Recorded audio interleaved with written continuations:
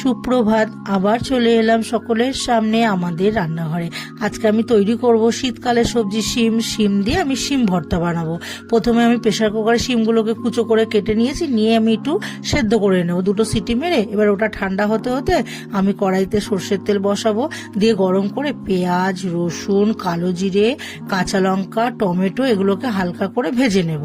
এবার ততক্ষণ ওটাও ঠান্ডা হয়ে যাবে। এবার এটা মিক্সির বাটির মধ্যে শিম আর ওই মশলাগুলো কিছু কিছু করে নিয়ে আমি পেস্ট করে নেব। তার মধ্যে এবার কড়াইতে তেলের মধ্যে আমি 4টে সাদা শিম সাজাবার জন্য রেখেছি, ওটাকে আমি নুন হলুদ মাখিয়ে একটু ভেজে তুলে নেব। এবার ওই তেলের মধ্যে কালো জিরে ফোড়ন দিয়ে আমি মশলা পেস্টটা দিয়ে দেবো, দিয়ে নুন দেবো, হলুদ দেবো, স্বাদ মতো চিনি দেবো। এবার ভালো করে নাড়বো, নাড়তে নাড়তে যখন দেখবো টেনে এসছে তখন কাঁচা লঙ্কা কুচি আর ধনে পাতা কুচি দিয়ে নাড়িয়ে চাড়িয়ে নামিয়ে নেব। তাহলেই তৈরি হয়ে যাবে আমার শিম ভর্তা।